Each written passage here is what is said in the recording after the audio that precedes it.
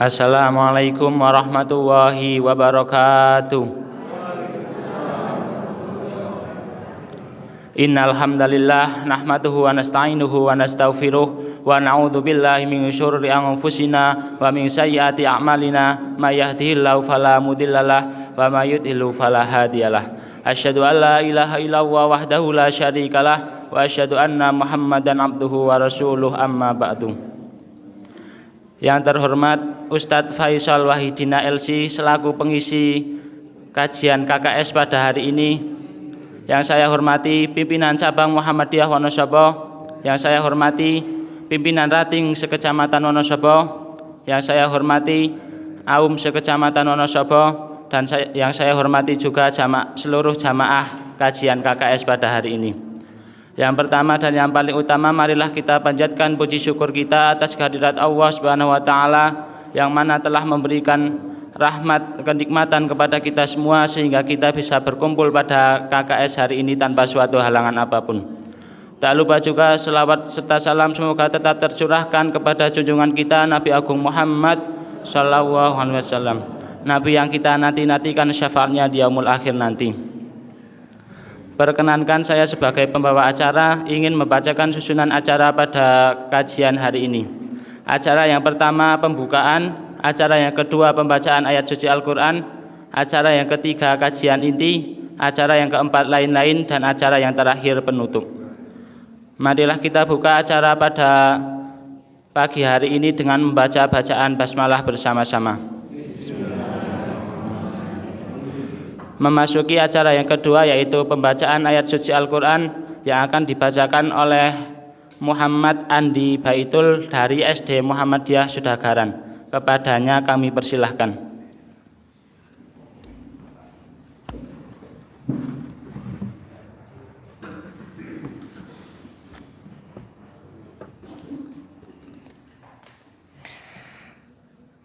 Assalamualaikum warahmatullahi wabarakatuh. A'udzu billahi minasy syaithanir rajim. Bismillahirrahmanirrahim. Innal ladzina amanu wa 'amilus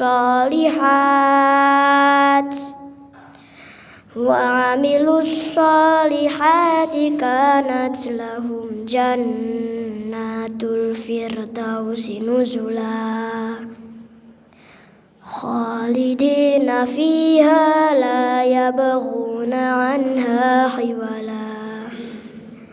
Qul law kana al-bahru midadan likalimati rabbi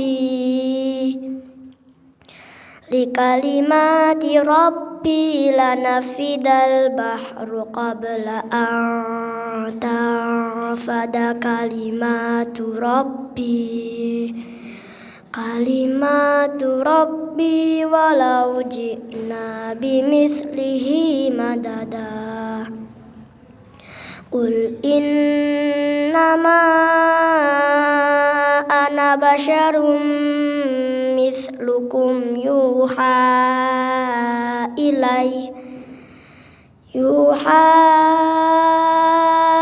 ilayya annama ilahukum ilahu wahid.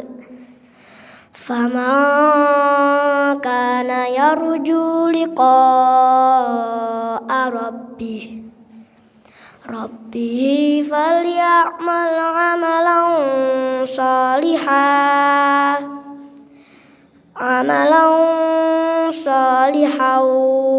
wa la yusyrik bi'ibadati rabbih ahada.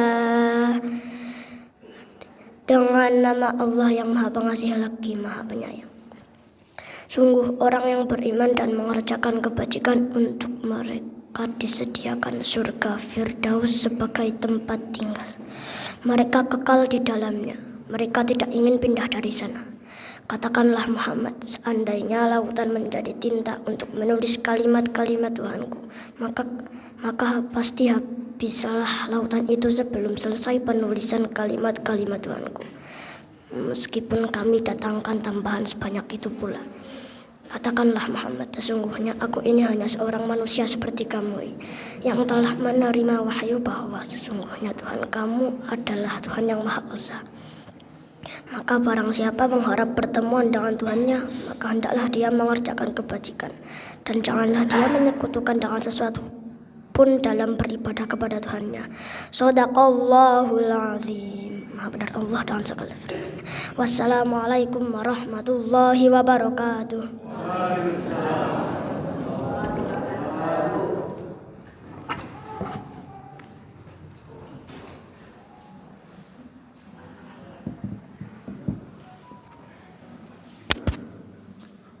Terima kasih kepada saudara Muhammad Andi Bilal yang sudah membacakan ayat suci Al-Qur'annya. Semoga menambah keberkahan pada kajian hari ini. Memasuki acara yang ketiga, yaitu acara inti yang akan diisi oleh Ustadz Faisal Wahidina LC dengan tema Menjadi Keluarga yang Dicintai Allah. Langsung saja kepada beliau kami persilahkan.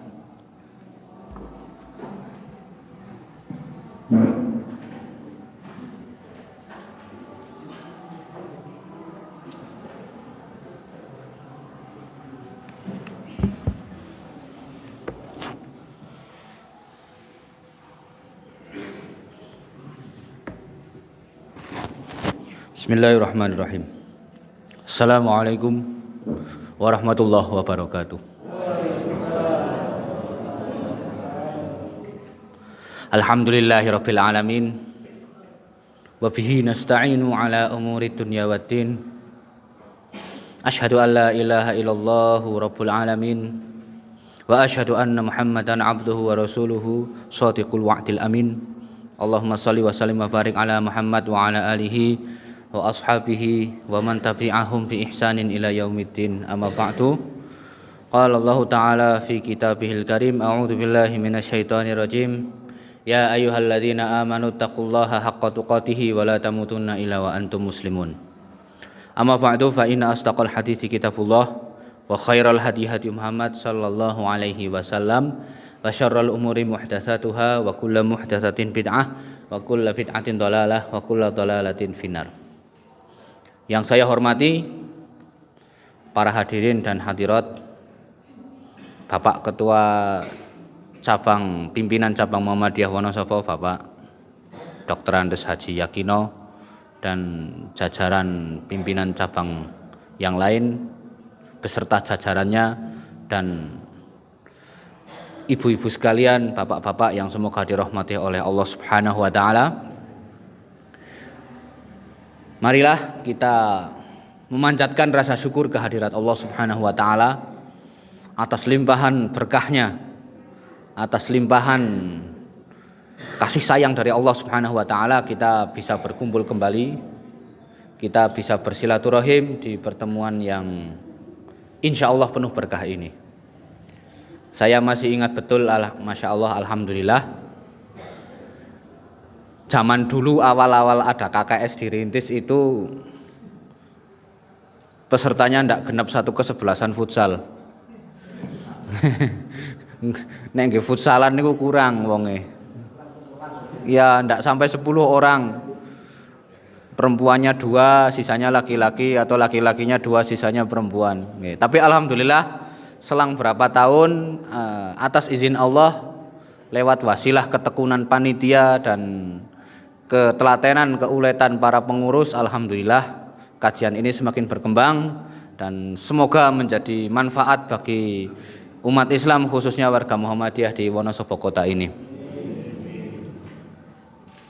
Tak lupa sholawat dan salam senantiasa Allah curahkan kepada junjungan kita Nabi Muhammad sallallahu alaihi wasallam, Nabi yang kita contoh, Nabi yang kita jadikan teladan dalam kehidupan keseharian kita. Jamaah sekalian yang dirahmati oleh Allah Subhanahu wa taala, kalau kita bicara tentang keluarga yang dicintai oleh Allah, sebelum kita masuk ke situ, kita perlu ada sedikit muqaddimah. Nggih. Bapak-bapak Ibu sekalian yang dirahmati oleh Allah Subhanahu wa taala. Keluarga itu kalau kita lihat di catatan sejarah umat manusia ada bermacam-macam jenisnya. Keluarga, kalau dilihat dari komposisi suami istri, nah ya namanya keluarga itu kan komposisi utamanya suami istri. Itu merupakan apa? Merupakan carane nopo? Rukun paling apa? Nek carane salat niku carane rukun paling inti. Salat itu kan ada rukun-rukun salat. Nah, keluarga itu juga ada rukun-rukunnya. Ya, yang paling inti itu kan adanya suami dan istri. Kalau ada anak itu berarti bonus dari Allah Subhanahu wa taala. Keluarga sepanjang sejarah umat manusia itu ada 4. Keluarga, jenis-jenis keluarga sepanjang sejarah manusia ada 4. Yang pertama, komposisinya suami istri kafir semua. Suami istri kafir semua. Berarti itu keluarga yang mengajak kepada neraka jahanam. Contohnya siapa? Dalam surat Al-Lahab.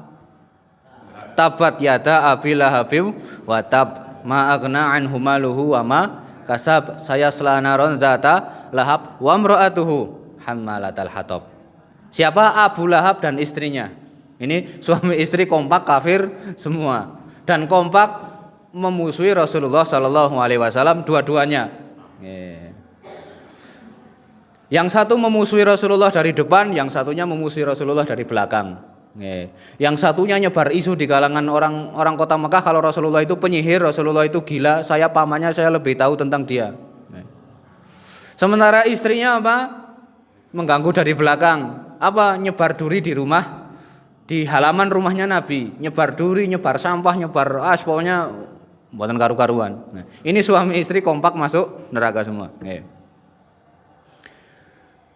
Yang kedua, suaminya mukmin, istrinya kafir. Suaminya mukmin, istrinya kafir. Ini ada dalam syariat terdahulu. Syariat terdahulu memang membolehkan orang kawin beda agama itu boleh zaman dulu. Siapa? Zaman Nabi Nuh dan Nabi Lut. Di zaman itu memang masih dibolehkan nikah beda agama, tetapi dengan datangnya syariat Rasulullah nikah beda agama sudah diharamkan. Dalam Al-Quran dikatakan apa? Allah Subhanahu wa taala mengambil permisalan bagi orang-orang yang beriman apa? Nabi Nuh dan Nabi Lut. Dua orang ini adalah orang yang soleh, hamba Allah pilihan, diberi wahyu, diangkat menjadi nabi dan rasul untuk kaumnya masing-masing. Tapi Allah uji beliau berdua dengan apa? Dengan pasangan yang khianat. Pasangan yang khianat. Istri beliau berdua tidak mau beriman. Bahkan apa? Membantu kaumnya dalam memusuhi suaminya sendiri. Ini tipe kedua. Yang ketiga sebaliknya. Yang perempuan iman, suaminya kafir. Siapa contohnya? Fir'aun. Fir'aun ini dia mengaku dirinya Tuhan, menuhankan dirinya sendiri, dia menganggap dirinya itu apa? Yang paling berkuasa. Tapi apa? Istrinya mukmin, beriman kepada Nabi Musa alaihissalam. Nah, yang terakhir, suami istri masuk surga. Suaminya mukmin, istrinya mukmin. Contohnya siapa? Nabi Ibrahim dan Nabi kita Nabi Muhammad sallallahu alaihi wasallam. Beliau mukmin, imamnya orang-orang beriman. Bahkan ketika sholat kita pun diperintahkan untuk mendoakan beliau berdua, kan ngoten nggih, Allahumma sholli ala Muhammad wa ala ali Muhammad kama shallaita ala Ibrahim wa ala ali Ibrahim. Beliau dan para istrinya adalah contoh orang-orang yang beriman. Beliau mukmin, istri-istrinya juga mukmin. Saya bilang istri-istrinya bapak-bapak lo mesam-mesem ya.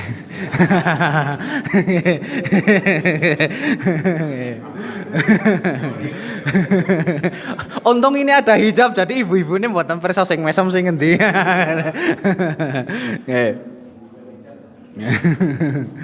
Nah, ala kulli hal, jadi dari dua figur Nabi tersebut, Beliau berdua adalah wabil khusus Kanjeng Nabi Muhammad sallallahu alaihi wasallam adalah contoh ideal bagaimana seorang muslim itu membangun keluarga yang sakinah, membangun keluarga yang dicintai oleh Allah Subhanahu wa taala. Coba kalau kita lihat Rasul sallallahu alaihi wasallam, beliau seorang nabi, istrinya juga wanita solehah, anak-anaknya tumbuh menjadi anak-anak yang beriman, menjadi ahli ibadah. Begitu juga Nabi Ibrahim, dari dua istrinya muncul dua orang anak, juga merupakan manusia pilihan Allah Subhanahu wa taala, Nabi Ismail dan Nabi Ishak. Ini adalah contoh keluarga yang sukses dalam dalam membangun hubungan rumah tangga dan mendidik anak-anaknya. Jamaah sekalian yang dirahmati oleh Allah Subhanahu wa taala, dalam rangka kita membangun, berupaya, berikhtiar, karena kita tahu bahwasanya kita ini adalah orang biasa, yang tentunya punya segenap kelebihan tapi juga punya beragam kekurangan. Dalam kita membangun rumah tangga pasti akan ada yang namanya pahit manis asam garam. Kita tidak sempurna, pasangan kita juga tidak sempurna. Kita banyak cacatnya, pasangan kita juga banyak aibnya. Tapi dengan adanya Allah Subhanahu wa taala, Allah Subhanahu wa taala mempertemukan kita dengan pasangan kita. Disitulah ada satu hikmah, di mana yang namanya orang kalau hidup berdua, satu atap, satu rumah, satu kamar, satu kasur, itu merupakan nikmat dari Allah Subhanahu wa taala, karena yang ada pasangan kita itu sebetulnya adalah pelengkap diri kita masing-masing. Jadi yang namanya pasangan hidup kita sebetulnya itu adalah orang yang Allah kirimkan kepada kita untuk menambal kekurangan-kekurangan kita. Kita Allah kirimkan untuk menambal kekurangan pasangan kita. Jadi sebetulnya saling melengkapi, saling mewarnai dalam rangka menjadi hamba-hamba Allah yang Allah masukkan ke dalam surganya. Amin. Nah, dalam rangka kita menuju ke sana, ada beberapa aturan-aturan yang digariskan oleh Islam, terutama aturan-aturan berumah tangga yang perlu kita perhatikan dalam membangun kehidupan rumah tangga kita. Karena Islam itu agama tidak hanya mengatur ritual manusia, agama yang tidak hanya mengatur soal ibadah yang sifatnya rutin, tidak, tapi juga Islam itu mengatur ibadah-ibadah yang sifatnya itu yang kalau bahasanya ibadah ghairu mahdhah, ibadah yang tidak ada aturan bakunya. Tapi ada dalam rumah tangga kita, Islam itu mengatur beberapa adab-adab dan beberapa aturan-aturan yang perlu kita perhatikan. Kalau kita total dalam pergaulan suami istri itu sebetulnya kalau ditotal ada beberapa ulama mencoba mengumpulkan adab-adab itu ada berapa sih dalam hubungan suami istri. Sebagian ulama ada yang mengatakan dalam aturan Islam soal hubungan suami istri, dalam membina hubungan rumah tangga total ada 23 adab. 23 adab. Tapi kalau dibahas semua mungkin rampungnya bar duhur mungkin. Jadi mungkin ya yang akan kita bahas pada pertemuan pagi hari ini, mengingat keterbatasan waktu, dari 23 adab itu kita pilih yang paling urgen saja. Meskipun semuanya urgen, tapi kita sampaikan yang paling urgen. Di antara adab-adab Islami yang berhubungan dengan pergaulan suami istri ada beberapa. Yang pertama, dalam rangka membina keluarga sakinah mawaddah warahmah, adab pertama yang harus kita perhatikan adalah ketaatan istri kepada suami. Ketaatan istri kepada suami dengan catatan apa? Dengan catatan perintahnya bukan perintah yang maksiat. Dengan catatan perintahnya bukan perintah yang melanggar ajaran Islam. Jadi seorang wanita, seorang istri selayaknya taat kepada suaminya selama bukan dalam konteks maksiat. Karena apa? Kalau sudah bicara soal maksiat, Rasulullah Shallallahu Alaihi Wasallam bersabda, la ta'ata li makhlukin fi maksiatil khaliq. Tidak boleh bagi manusia untuk taat kepada sesama makhluk dalam rangka bermaksiat kepada Allah. Nah, berarti yang namanya suami apabila memerintahkan sesuatu ke istri dan istri itu tidak punya uzur syar'i yang menghalanginya, suami memerintahkan hal tertentu di mana hal tersebut adalah hal yang baik, hal yang tidak bertentangan dengan ajaran Islam, maka wajib bagi istri untuk memenuhi perintah suami selama dia dengan catatan selama dia sanggup. Dalam sebuah hadis dikatakan Rasulullah Shallallahu Alaihi Wasallam bersabda, kalau seandainya manusia itu boleh sujud kepada sesama manusia, kalau seandainya manusia itu boleh sujud kepada sesama manusia, karena apa? Yang namanya manusia tidak boleh sujud kecuali hanya kepada Allah. Kalau seandainya manusia itu boleh sujud kepada sesama manusia, kata Nabi, niscaya saya akan perintahkan seorang wanita untuk sujud kepada suaminya. Ya, karena yang namanya seorang wanita apabila sudah terikat dengan akad nikah, saya terima nikahnya Fulanah binti Fulan dengan saya sendiri, Fulan bin Fulan, dengan mas kawin sekian dibayar tunai, sah kan, ngoten nggih? Sah. Itu berarti apa? Wanita itu sudah lepas dari tanggung jawab orang tuanya. Karena seorang wanita itu selama dia belum berkeluarga, dia tanggung jawabnya kepada kedua orang tuanya. Tetapi ketika sudah berkeluarga, sudah ada ucapan sah di hadapan penghulu, berarti tanggung jawabnya sudah berubah, tidak lagi kepada kedua orang tuanya, tapi nomor satu kepada suaminya.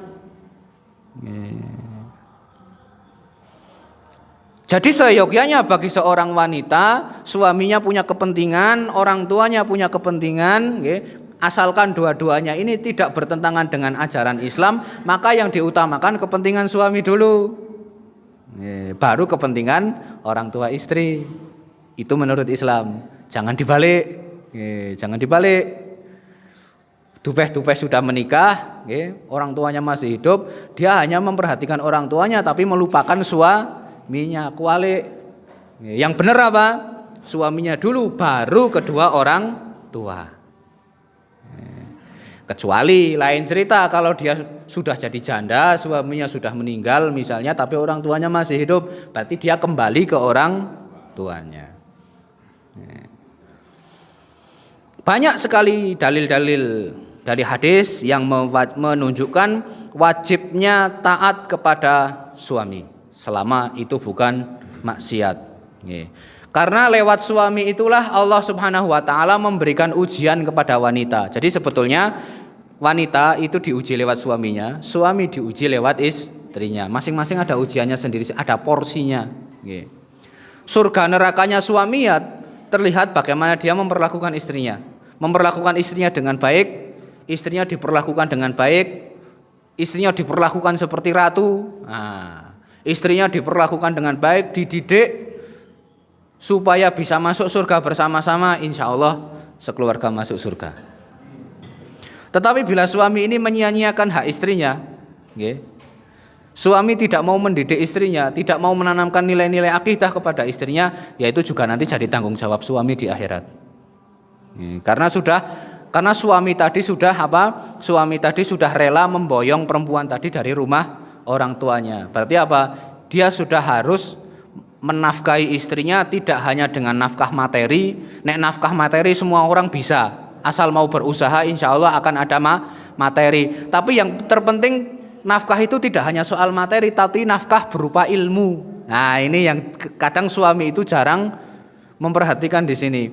Nafkah hanya dititik beratkan dalam aspek materi, tapi rupa memberikan nafkah berupa ilmu. Padahal ilmu itu yang kita sampaikan ke istri kita itu juga nafkah.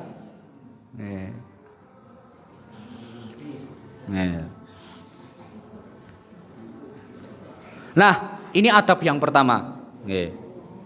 Termasuk istri itu juga surga nerakanya juga apa? Tergantung sikapnya terhadap suami. Istri itu surga nerakanya juga tergantung sikapnya terhadap suami. Nggih, jadi mohon maaf walaupun seorang istri itu ibadahnya kenceng, sholat malamnya tidak pernah putus, nggih, puasa sunnahnya jalan terus, tapi sekali dia menyakiti hati suaminya, nah Allah bisa murka sama dia. Tidak ada gunanya dia melakukan ibadah-ibadah sunnah tadi. Dalam sebuah hadis dikatakan apa? Dalam sebuah hadis dikatakan apabila ada seorang istri menyakiti hati suaminya, seorang istri menyakiti hati suaminya dengan ucapan atau perbuatan, maka bila suaminya itu ahli surga, di mata Allah ahli surga, maka calon istri suaminya di surga nanti, para bidadari akan mengatakan, semoga Allah memerangi Anda wahai fulanah, karena dia itu berada di sisi Anda itu tidak lama, paling banter 60-70 tahun, habis itu dia meninggal dan kembali kepada kami. Berarti apa? Allah Subhanahu wa taala murka terhadap perempuan tadi karena menyakiti hati suaminya. Termasuk suami juga, jangan sampai juga apa? Menyakiti hati istri. Masing-masing harus saling menjaga. Karena apabila suami kok sampai menyakiti hati istri, sampai mendolimi istrinya, itu juga berat urusannya di hari kiamat. Wattaqu zulma fa inna zulma zulumatun yaumal qiyamah. Hati-hati kalian terhadap masalah kezaliman, karena kezaliman itu merupakan kegelapan di hari kiamat. Suami yang tidak memperhatikan istrinya, suami yang mendolimi istrinya, mohon maaf besok di hari kiamat peteng jagate bagi dia. Peteng. Adab yang kedua bagi suami istri yang perlu diperhatikan, adab yang kedua ini terkait dengan masalah tamu. Janganlah seorang istri mengizinkan orang lain masuk ke dalam rumah kecuali atas izin suaminya. Jadi kalau menerima tamu, kebetulan pas bapaknya di rumah, itu minta izin dulu sama suaminya, Pak itu ada tamu fulan, boleh masuk atau tidak? Karena terkadang apa? Mohon maaf, karena rumah kalau misalnya suaminya ada di rumah, istrinya memasukkan orang lain ke dalam rumah, tamu, itu harus melihat suaminya berkenan atau tidak. Karena yang punya wewenang di situ adalah suami. Pak, itu ada tamu si fulan, temannya jenengan, boleh masuk atau tidak? Oh boleh. Nah, baru dia boleh masuk. Tapi kalau bapaknya mengatakan, janganlah, disuruh nunggu di teras saja, nah, ya sudah, berarti dia tidak boleh dimasukkan ke dalam rumah. Karena apa? Ya bisa jadi suaminya cok mboten kebenaran. Ya kalau tamu itu tamu yang diridhoi suaminya, kalau tamu itu tamu yang tidak diridhoi suaminya, ya itu nanti jadi masalah. Rasulullah SAW bersabda, ternyata dalam sebuah hadis riwayat Imam At-Tabarani dalam kitab Al-Mu'jamul Kabir. Ini Rasulullah SAW bersabda, la ta'zanim ra'atun fi baiti zaujiha illa biiznihi. Rasulullah mengatakan, janganlah seseorang istri memberi izin masuk kepada tamu ke dalam rumahnya kecuali atas izin suaminya. Ini sabda Nabi SAW. Ini dalam rangka menjaga perasaan suami. Yang ketiga, yang ketiga ini adabnya berkaitan dengan urusan belakang, dalam artian urusan di balik kamar. Yang ketiga, istri tidak boleh menolak ajakan suami. Istri tidak boleh menolak ajakan suami selama tidak ada uzur. Selama tidak ada uzur. Tapi orang jor masuk orang masuk angin ngakune masuk angin, itu lain. Ini mohon maaf bagi yang belum menikah, ini untuk pengetahuan saja. Bagi yang belum menikah, ini untuk pengetahuan saja. Jadi mohon maaf ya, yang namanya istri tidak boleh menolak ajakan suami kecuali bila ada uzur. Apa uzurnya? Sakit. Uzurnya itu sakit, satu. Yang kedua, atau mungkin dia sedang mengqadha puasa Ramadan. Ini uzur. Yang ketiga, mungkin dia sedang haid menstruasi, ini uzur. Pokoknya uzur-uzur yang berkaitan dengan kesehatan atau berkaitan dengan ibadah dia kepada Allah, itu baru boleh menolak. Tetapi kalau tidak ada uzur, seyogyanya dia tidak boleh menolak. Rasulullah bersabda dalam sebuah hadis riwayat Imam Muslim dari Abu Hurairah, Rasulullah bersabda, "Walladzi nafsi biyadihi, ma min rajulin yad'u imra'atahu ila firashihi, fata'ba 'alaihi illa kana alladzi fis sama' sakhitan 'alaiha hatta yarda anha." Demi Allah, Rasulullah sampai bersabda, demi Allah, Rasulullah sampai bersumpah. Ini berarti masalahnya adalah masalah yang tidak bisa diremehkan, karena Nabi sampai bersumpah. Berarti ini bukan masalah sepele. Demi Allah, di mana nyawa Nabi itu ada di tangannya, tidaklah seorang suami mengajak istrinya ke tempat tidur, tidaklah seorang suami mengajak istrinya ke tempat tidur, dalam artian ini merupakan kiasan untuk mengajak berhubungan, lalu istri menolak, melainkan Allah Subhanahu wa taala dan malaikat penghuni langit akan murka kepadanya hingga suami itu ridho. Allah Subhanahu wa taala akan murka kepadanya dan para malaikat akan murka sampai suaminya ridho. Berarti apa? Kalau ada perempuan diajak suaminya kok menolak padahal dia tidak ada uzur, segera hampiri suaminya, cium tangannya sampai kemarahannya hilang. Suaminya didekati, pokoknya dibikin seridho mungkin suaminya, jangan sampai marah. Ya bangsa ini kula dirayu dan seterusnya lah, ya sudah banyak yang lebih expert daripada saya, bapak-bapak.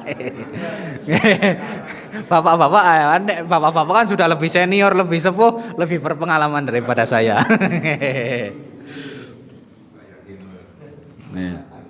Kalau suami belum ridho, mohon maaf, kalau suami belum ridho berarti Allah juga belum ridho sama perempuan tersebut. Kapan Allah akan ridho? Kalau suaminya sudah ridho. Makanya ini bukan masalah sepele. Selama tidak ada uzur, udah siap gerak 86 kan katanya. Kalau tidak ada uzur. Bahkan kata Nabi SAW, ini beliau menggambarkan tentang ini pentingnya hal ini. Idza arada ahadukum min imraatihi hajatan falyatiha walau kanat alatan nur.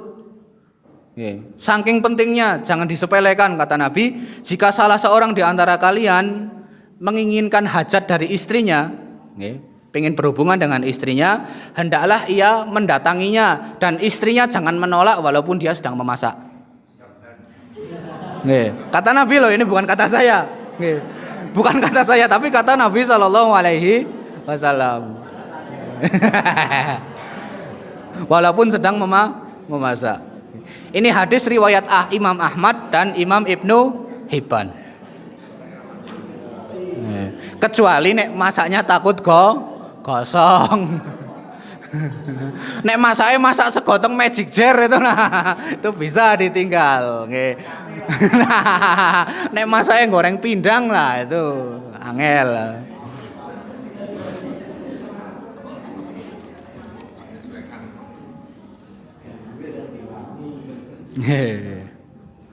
Termasuk adab dalam membangun hubungan rumah tangga adalah suami wajib menjauhi perdebatan dengan istrinya.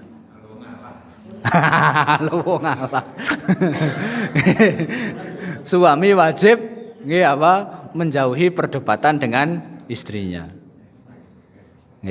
Tapi sebelum kita masuk ke situ, kita perlu perhatikan, mohon maaf urusan ranjang itu urusan sensitif. Betapa banyak rumah tangga yang bubar hanya gara-gara urusan ranjang. Lah, yang jadi pertanyaan di sini, kenapa kok Islam itu tadi dalil-dalilnya hanya menyinggung wanita tapi tidak menyinggung pria? Kenapa kok yang disinggung hanya wanita tapi tidak menyinggung pria? Kata para ulama, karena mohon maaf, yang namanya pria itu terkadang susah untuk menahan kebutuhannya daripada wanita. Wanita itu, dalam sebuah hadis dikatakan, Umar pernah bertanya kepada Hafsah. Umar bertanya pada anaknya sendiri, Hafsah, wahai Hafsah, berapa lama seorang wanita kuat tidak berhubungan dengan suaminya, kata Umar. Hafsah menjawab, ya kira-kira kurang lebih 4 bulan itu kuat. 4 bulan puasa 4 bulan itu kuat nek perempuan. 4 bulan. Nek bapak-bapak pripun puasa patang sasi? Jangan-jangan patang sasi, patang dino pun mboten karu-karuan rasane. Itu laki-laki seperti itu. Napa mlete senom lah jare. Nek laki-laki seperti itu, jangankan 4 bulan 4 hari aja wis mboten karu-karuan rasane. Ini makanya kenapa kok dikatakan dalilnya itu yang disinggung perempuan terus ya, karena itu laki-laki cenderung orangnya itu tidak kuatan. Secara fisik mungkin laki-laki lebih kuat, secara fisik laki-laki lebih kuat, tapi secara mental sebetulnya lebih kuat wanita. Secara mental, secara kekuatan batin itu sebenarnya wanita lebih tetek daripada laki-laki. Makanya saya katakan tadi suami istri itu saling menguatkan dan saling melengkapi. Oke, adab berikutnya apa? Suami hendaknya menjauhi perdebatan dengan istri. Jadi yang namanya suami harus pandai menjaga moodnya istri. Harus bisa menjaga moodnya istri, menghormati betul istrinya, jangan sampai istrinya itu bad mood. Ini bagi suami perlu diperhatikan juga. Istri nek bad mood runyam. Istri itu nek sampai bad mood runyam gitu. Sudah nanti njur nek mohon maaf ya kalau istri kita kok sampai bad mood, ya njur kayak sing dinyanyikan penyanyi itu, masak sendiri gitu. tidur sendiri dan wah repot wong lanang niku nek sampai istrinya bad mood. Repot. Maka daripada itu seorang suami yang dewasa dia itu bisa caranya apa? Ngemong istrinya. Orang njur golek menangi dhewek. Nah, itu bukan tipe laki-laki dewasa, mek golek menangi dhewek itu. Nah, termasuk wanita juga. Wanita cerdas adalah wanita yang bisa juga menjaga perasaan suaminya. Bismillahirrahmanirrahim. Assalamualaikum warahmatullahi wabarakatuh. Sahabat Purnama Sidi di Wonosobo dan di mana saja berada, saya Ustadz Qosdan Dawami MSc dari SMP Muhammadiyah 1 Wonosobo mengajak sahabat semua, mari bersama-sama kita ikuti dan simak pengajian pagi, siang, sore, dan malam yang dipersembahkan oleh radio kebanggaan kita, Radio Purnama Sidi. Semoga materi yang disampaikan dapat menambah ilmu, iman, dan takwa kita kepada Allah Subhanahu wa Ta'ala. Amin ya Rabbal Alamin. Mari sahabat semua, kita selalu mendengarkan Radio Purnama Sidi, baik melalui frekuensi 98 FM atau melalui radio online lainnya di www.jogjastreamers.com dan aplikasi online lainnya. JM Radio, Online Radio, Box, MyTuner Radio, Radio Indonesia, dan Radio Garden. Ikuti media sosialnya di YouTube, Instagram, dan Facebook di @purnamasidi_wonosobo. Radio Purnama Sidi mencerahkan, inspiratif. Di studio Radio Purnama Sidi, kami menyampaikan selamat menyimak dan selamat mengikuti. Wassalamualaikum warahmatullahi wabarakatuh.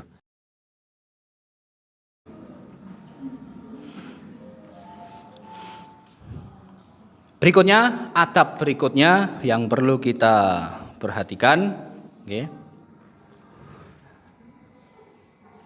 Hendaknya, ini sudah adab yang keberapa? Keempat.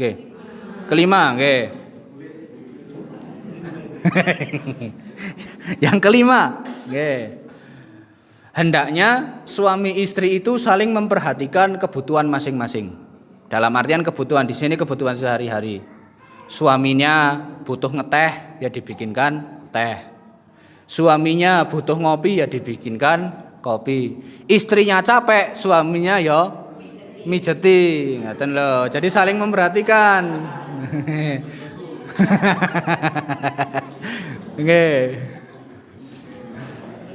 Betul, suami istrinya capek, lah yang namanya istri itu kan bisa multitasking. Suami itu enggak bisa loh multitasking, itu suami enggak bisa. Fokus, suami itu kan fokus. Nggih. Fokus cari duit ya udah cari duit, enggak bisa diganggu. Yang namanya laki-laki itu kalau sudah fokus cari duit enggak bisa diganggu. Nggih. Mohon maaf nggih, nun sewu bapak-bapak yang dulunya aktif dinas yang sekarang sudah pensiun zaman dinas teng kantor coba. Nggih, lagi teng kantor atau ngajar di sekolahan atau apa nggih, misalnya ketika dia sedang fokus bekerja kok dilapori urusan ngomah, kira-kira pripun, bingung napa mboten? Buyar, dia ndak bisa bekerja. Lagi enak-enak mulang domongi, wah kayak nganu gasnya bocor ya pun mumet. pun lain cerita. Intinya laki-laki itu dia kalau nganu fokus ndak bisa multitasking. Sementara perempuan itu hebat, bisa multitasking. Nggih, wanita itu sedang melakukan suatu pekerjaan, kok njur kemudian ada pekerjaan-pekerjaan tambahan itu bisa dibereskan dalam satu waktu sekaligus. Nggih mboten? Nah, itu perempuan. Pas lagi goreng rese, nggih. Pas lagi goreng rese, anake nangis, nggih. Cuciane wis siap dijemur, dia bisa mengerjakan itu semua dengan fix. Bisa. Itulah istri. Makanya suami juga harus pengertian. Istrinya capek ya pijetilah, ora ketang pijeti pundake napa sikile sing yang penting mengendurkan ototnya. Karena istri itu juga sudah capek mikir nganu sehari-hari. Hatta bahkan mohon maaf, istri itu, seorang wanita itu, seandainya dia wanita kantoran, dilapori teng omah wonten apa mesti kondur, mboten. Seorang istri lagi di sekolahan atau sedang di kantor, dia sedang fokus dengan pekerjaannya, tahu-tahu dilapori di rumah ada masalah, dia masih akan pulang ngurusi masalah sampai selesai, jadi habis itu dia balik ke kantor lagi. Itu perempuan seperti itu, bisa multitasking, pikirannya bisa dibagi sana sini. Nek laki-laki ndak bisa. Nek laki-laki paling jawabannya wis lah kono akon sapa kon benerake kan gitu paling. Nek laki-laki nyong lagi nang kantor ke ora bisa ngono kon sapa ke benerake kan gitu.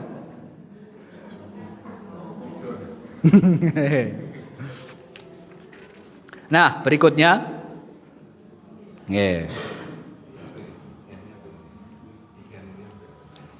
adab yang ke-6. Nah, yang terakhir yang kita bahas pada pagi hari ini sebelum kita masuk ke sesi tanya jawab. Adab yang ke-6 dalam hubungan suami istri yang perlu diperhatikan adalah masing-masing harus tampil menyenangkan di depan pasangannya.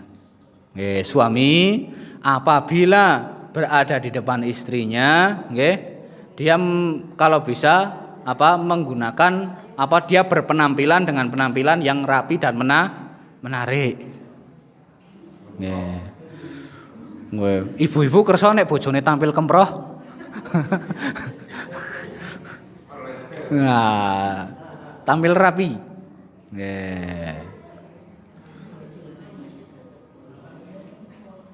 Jangan sampai seorang pria jangan dibalik, tampil di depan perempuan lain rapi, malah tampil di depan istrinya sendiri tidak rapi. Rata-rata saya rata-rata.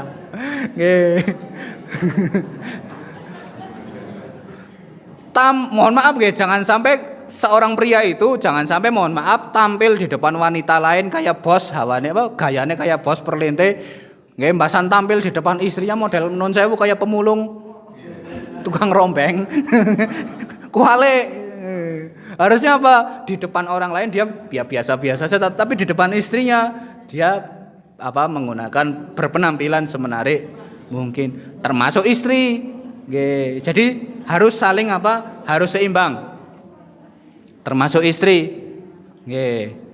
Mohon maaf, istri itu bila berada di hadapan suaminya, istri itu bila hanya ada di hadapan suaminya, mereka berdua, istri itu tampil semenarik mungkin.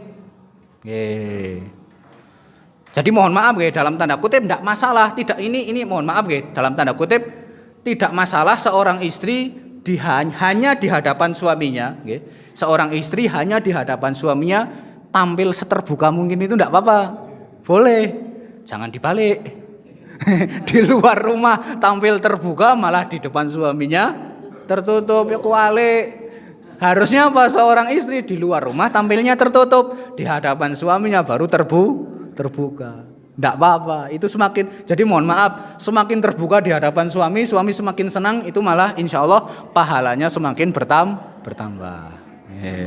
Nek semakin terbuka di luar rumah, dosanya semakin bertambah.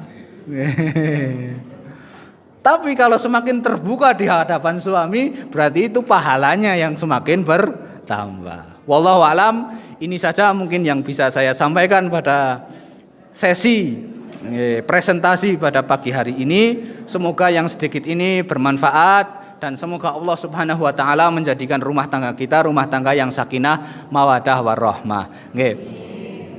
Untuk sesi berikutnya monggo ada yang mau ditanyakan, mau bertanya atau mau menambahkan sesuatu, tidak masalah. Kita di sini sama-sama belajar. Nggih, kita di sini sama-sama belajar. Saya juga ikut belajar pada forum yang berbahagia ini. Monggo yang mau ditanyakan dipersilahkan. Oke.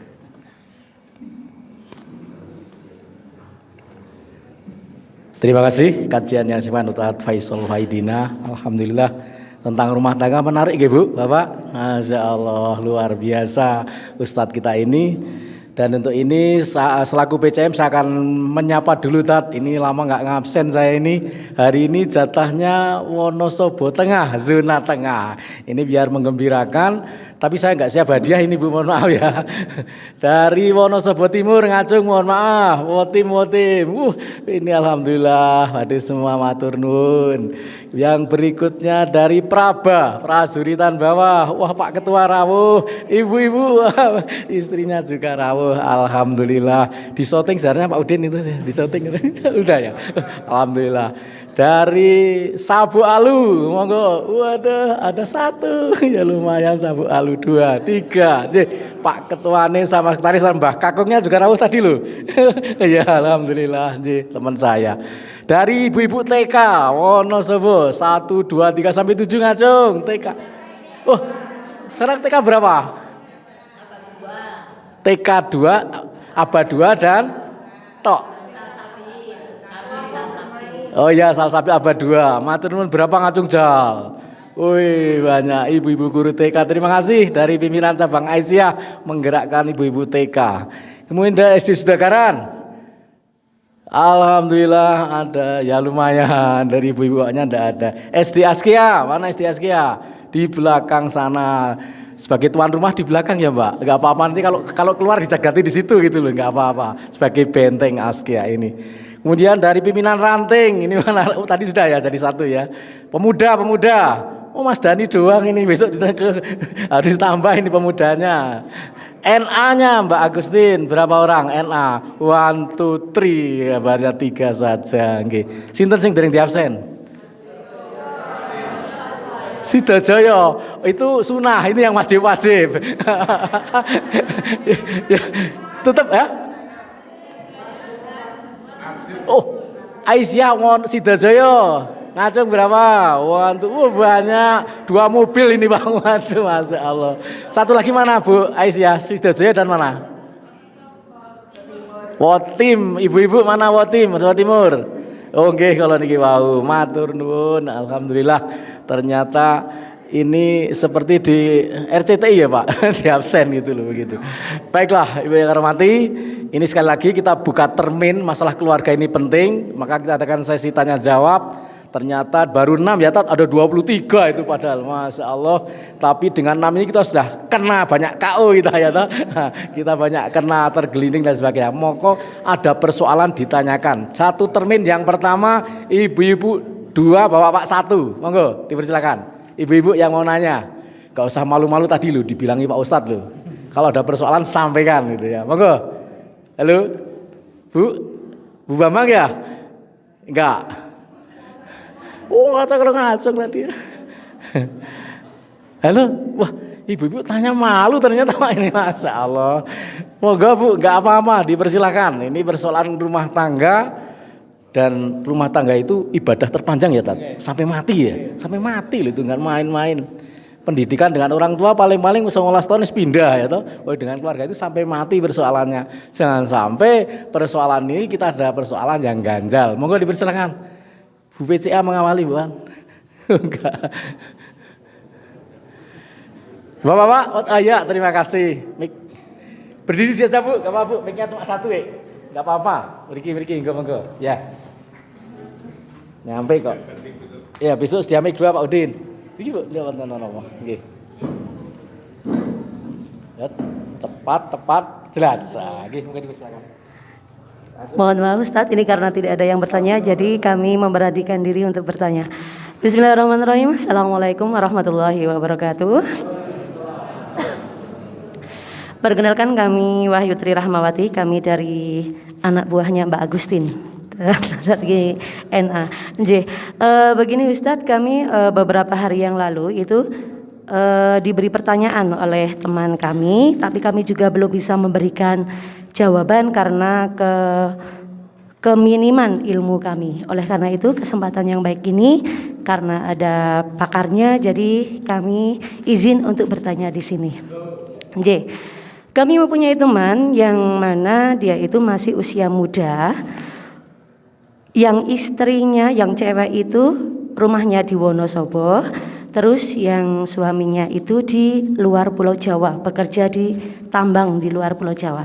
Nah, biasa ini karena LDR-an Ustadz, dan yang mana mereka berdua ini belum mempunyai rumah sendiri. Jadi yang istri ini ikut ibunya, ibu sambung, bisa dibilang ibu sambung karena ibunya kandung itu sudah meninggal dunia.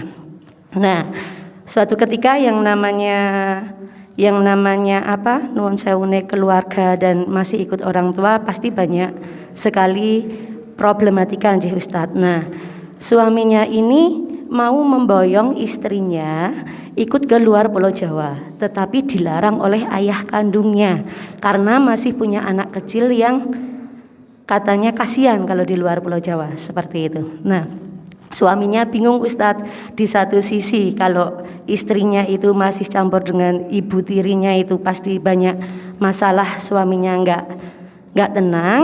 Terus kalau mau diboyong ke luar Pulau Jawa nggak boleh sama ayahnya, seperti itu. Nah, terus suaminya ini menyuruh saya untuk mencarikan kontrakan saja, untuk mengontrak gitu. Tetapi si anak ini juga bingung, istrinya ini bingung bagaimana caranya supaya dia itu bisa keluar dari rumah tersebut gitu Ustadz. Nah, solusinya bagaimana ini untuk terbaiknya?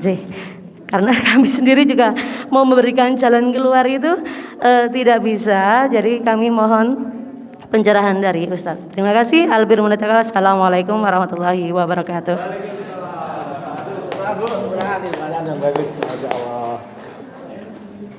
Terima kasih. Bu siapa tadi nggih, Bu? Bu Wahyu. Matur nuwun sangat Bu Wahyu. Berikutnya Bapak ada enggak? Ini satu aja ada. Tadi mulai kita kan jam 6 lebih 8 menit. Jadi mohon maaf ini nanti jam 8 menit nggih. On time, jadi enggak jam 8 pas. Tadi mulainya mundur 8 menit. Nanti Ustaz ada kesempatan untuk menjawab. Bapak-bapak betul-betul. Nek enggak saya. Pertanyaan saya begini Bu, Pak. Dalam mencapai keluarga bahagia di hadapan Allah, dicintai Allah adalah diawali dengan memilih pasangan. Ada 4 kriteria, yaitu antara lain adalah yang pertama malia, keluarganya, wa nasabiha, wa jamaliha, wa diniha. Maka Nabi mengatakan wa diniha, agamanya. Nah, ini kaitannya dengan persoalan memilih keluarga bahagia harus diawali dengan itu. Sekarang ini kan kita mau memilih pemimpin ya ini tanggal 14 Februari ini, mohon maaf. Jangan sampai salah pilih ini persoalan ini. Bolehkah saya menganalogi golek pemimpin kok yang golek bojo itu? Wadiniha yang dipilih. Analogi ini boleh enggak? Karena memilih pemimpin itu akan dipertanggungjawabkan di hadapan Allah SWT. Terima kasih. 2 pertanyaan dulu langsung monggo. Oke. Ya. Sampai jam 8 menit. Oke, pertanyaan pertama. Oke. ada problem suami istri LDRan. Nggih. Istrinya mau diboyong tapi sama keluarganya dilarang kan ngoten nggih. Nih. Dalam hal ini sebetulnya mohon maaf kalau bicara soal hukum itu kalau kita bicara hukum normatifnya nggih. Kita lihat dari sisi normatifnya dulu. Sebelum nanti kita bicara ke bagaimana tindakan empirisnya. Ketika kita bicara hukum normatif, itu pada dasarnya bapak itu kalau anak perempuannya sudah menikah, seorang bapak sudah tidak bisa nyetir lagi. Sudah tidak boleh. Bapak sudah tidak boleh nyetir. Harus tinggal di sini, harus tinggal di sana, wajib melakukan ini, wajib melakukan. Sudah tidak ada lagi kewajiban. Jadi kalau dalam suatu hal istri harus taat sama suami atau taat sama bapaknya, ya jelas dia harus taat sama suaminya. Apapun resikonya dia harus taat pada suaminya. Apapun resikonya, karena itu sudah perintah Allah dan perintah Rasul Shallallahu Alaihi Wasallam. Cuman pada prakteknya, nah ini yang perlu kita pahamkan bersama-sama. Jadi mohon maaf, mungkin perlu adanya dialog. Dialog yang terpenting itu adalah dialog. Dialog, musyawarah. Intinya masing-masing harus memahami perannya, masing-masing harus memahami kedudukannya. Suami harus bisa memahamkan, atau suami istri ini tentunya harus bisa memahamkan kepada bapaknya tadi. Suami istri tadi harus bisa memahamkan ke bapaknya istrinya tadi bila sebetulnya kewajiban istri nomor satu taat pada suami, bukan taat pada orang tua. Taat pada suaminya, bukan taat pada orang tuanya. Ini dulu yang harus dipahamkan ke bapaknya. Karena kalau bapaknya sudah menyadari, sudah memahami, bapaknya mau dalam artian mau legowo, itu nanti kedepannya gampang. Kuncinya di sini, kuncinya adalah bagaimana suami istri tadi memberikan pemahaman kepada bapaknya dalam tanda kutip mengedukasi mertuanya sendiri, mengedukasi bapaknya sendiri agar bisa bertindak dalam koridor syariat. Nah, kalau sudah bicara edukasi persuasif itu seperti apa? Lah tinggal nanti dilihat karakter orangnya. Ada memang karakter orangnya itu kita baru bisa menerima ucapan kita kalau memang kita itu bicara lugas dan jelas, ada seperti itu, orang seperti itu. Tapi ada juga kadang orang yang baru bisa menerima penjelasan kalau memang kita itu menggunakan bahasa-bahasa yang sopan. Kadang ada orang seperti itu. Jadi terpinter-pinternya aja nanti pendekatan ke mertuanya. Intinya ini juga salah satu ujian dari Allah, tentunya dalam menghadapi ujian dari Allah Subhanahu wa taala, di samping keikhlasan yang perlu kita kedepankan juga kesabaran. Jelas insyaallah. Pokoknya itu kuncinya di situ, dialog, pendekatan ke mertua, dan kemudian apa? Intinya bapak itu dipahamkan betul tentang hukum syariat ini. Nah, karena mohon maaf, yang namanya adanya masalah di dunia ini, dalam bidang apapun, adanya masalah di dunia ini terkadang muncul karena adanya orang-orang yang tidak paham Islam itu sendiri. Nun sewu, mohon maaf, dalam sebuah konteks rumah tangga, dalam sebuah konteks keluarga besar, sampai rebutan warisan misalnya, itu karena apa? Oknum-oknum yang ada di situ mungkin belum tahu bagaimana cara membaginya yang benar. Akhirnya rebutan, masing-masing merasa paling berhak karena belum tahu bagaimana berapa porsi bagian masing-masing. Termasuk dalam rumah tangga, terkadang ada masalah ya karena memang kadang orang belum tahu hukum halal haramnya itu seperti apa. Bisa dipahami nggih? Termasuk ini kaitannya pertanyaan kedua ini nyerempet politik tapi juga penting. Islam itu tidak hanya agama ritual tok nggih.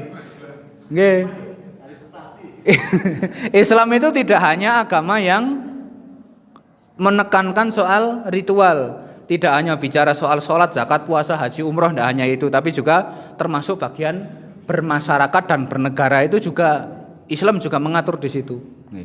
Bagaimana kalau memilih seorang pemimpin, apakah sama dengan kriteria memilih istri? Malah lebih ketat. Karena istri kan urusannya dengan rumah tangga, urusannya satu rumah. Lah kalau pemimpin ngurusi berapa juta rumah aja di Indonesia, Kan ngoten nggih?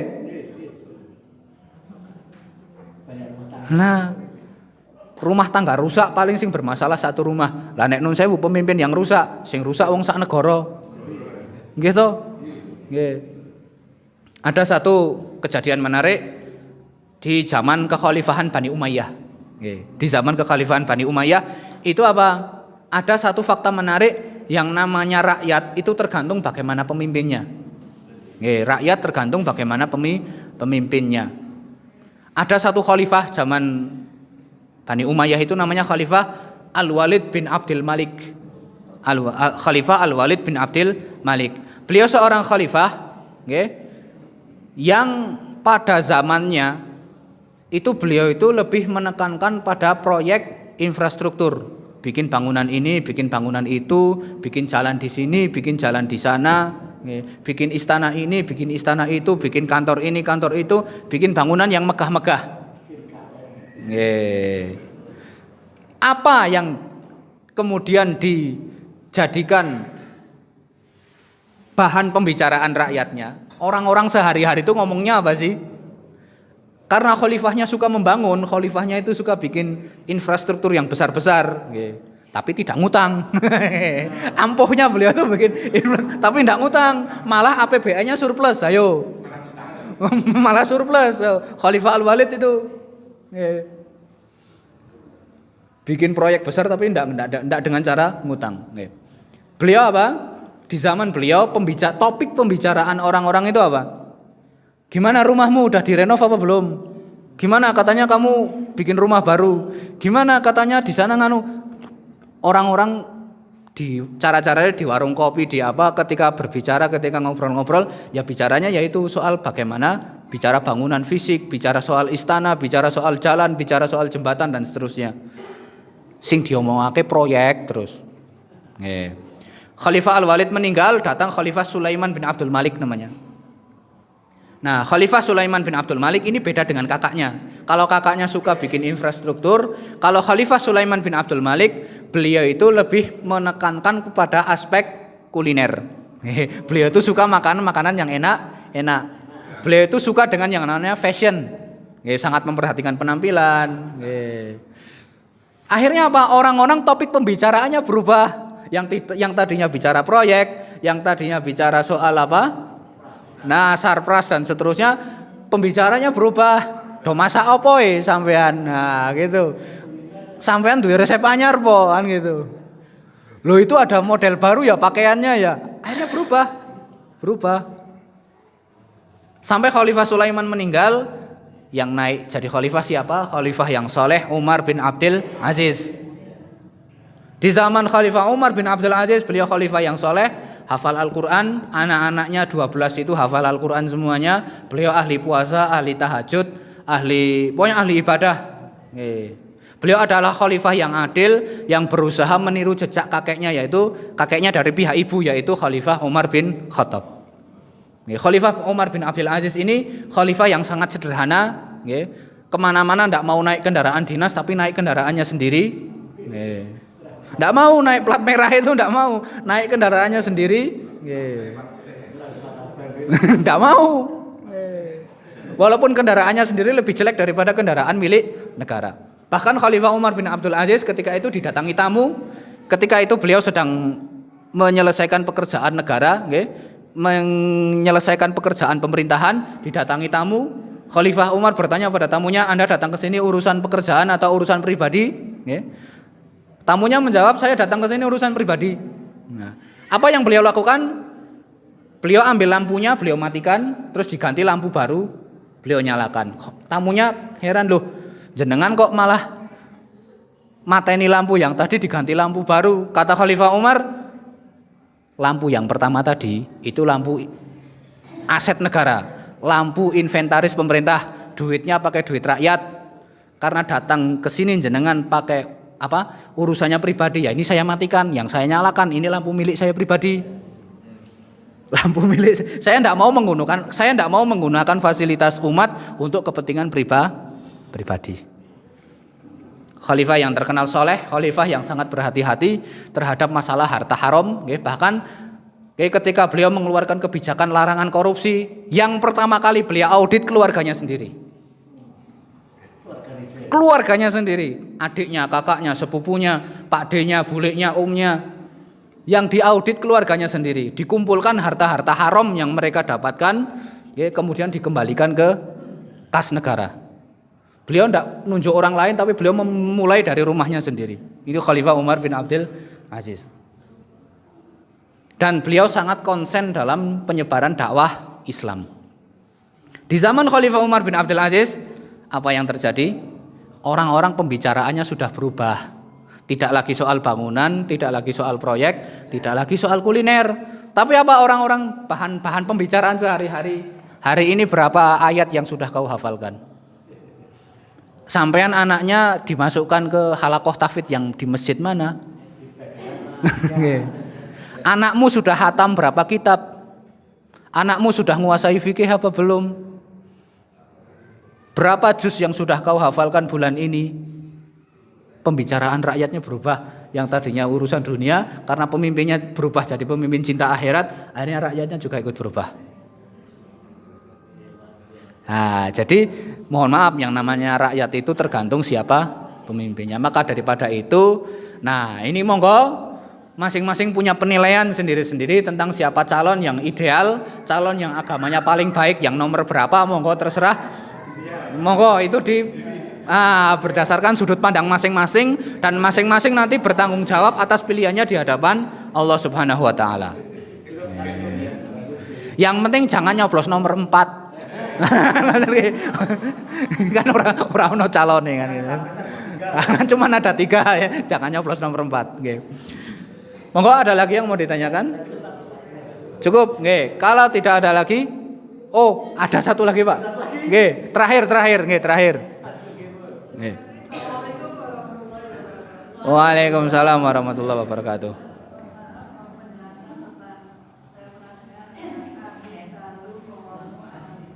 Oke.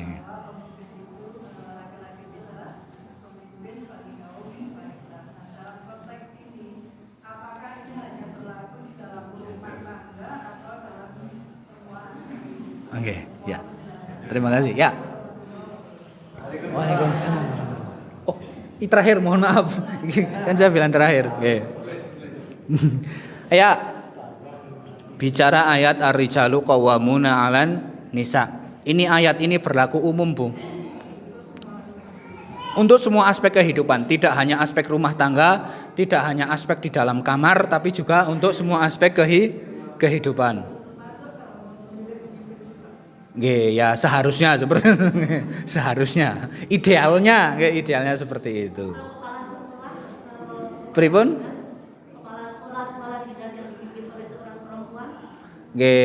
Napa? Kalau itu nanti tinggal dilihat maslahat madorotnya saja. Ditimbang. Kalau lebih maslahat ya mungkin bisa lebih, kalau lebih maslahat. Tapi yang jelas apa? Ini dalam artian hukum yang sifatnya umum. Hukum yang sifatnya umum, meskipun nanti dalam kondisi-kondisi tertentu mungkin dalam hal-hal di luar, dalam artian gini, ada hal-hal yang sifatnya kemaslahatan umum, ada hal-hal yang sifatnya mungkin hanya kemaslahatan parsial.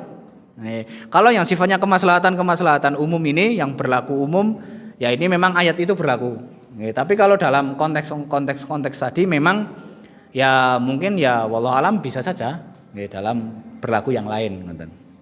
Tapi memang lebih afdol, kalau memang lebih afdolnya kita kembali ke ayat Al-Quran, itu lebih baik. Kalau tidak ada lagi yang ditanyakan, mungkin nanti insya Allah kalau ada yang mau bertanya bisa di luar forum dengan ustadz yang lain atau di pertemuan yang lain. Semoga Allah Subhanahu wa taala memberikan kemudahan bagi kita semuanya dan memberikan kita ilmu yang bermanfaat. Kita akhiri, mungkin ini saja yang bisa saya sampaikan, kurang lebihnya saya mohon maaf. Kalau ada benarnya itu datangnya dari Allah Subhanahu wa taala, ada salah, ada kelirunya itu murni kesalahan saya pribadi dan saya mohon maaf yang sebesar-besarnya. Semoga Allah memaafkan kita semuanya, mengampuni dosa kita. Kita akhiri, subhanakallahumma wa bihamdika asyhadu an la ilaha illa anta astaghfiruka wa atubu ilaik. Wassallallahu ala Muhammad wa ala alihi washabihi wasallam. Nasrun minallahi wa fathun qarib wa basyiril mu'minin. Wassalamualaikum warahmatullahi wabarakatuh.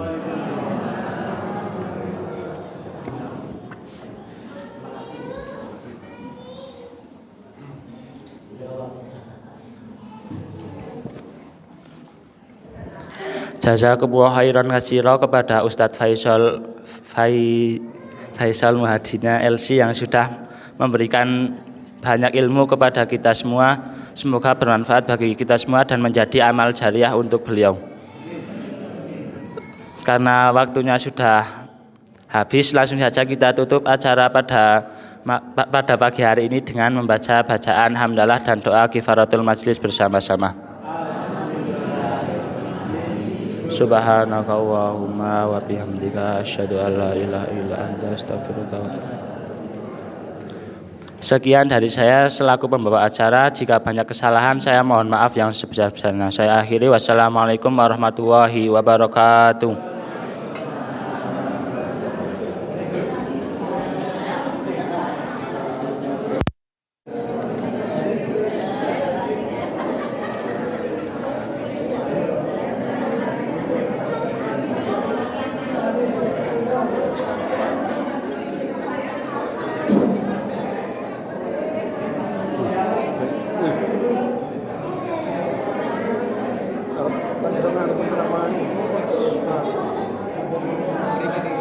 Gimana kita anu akeh banget sesuatu sih.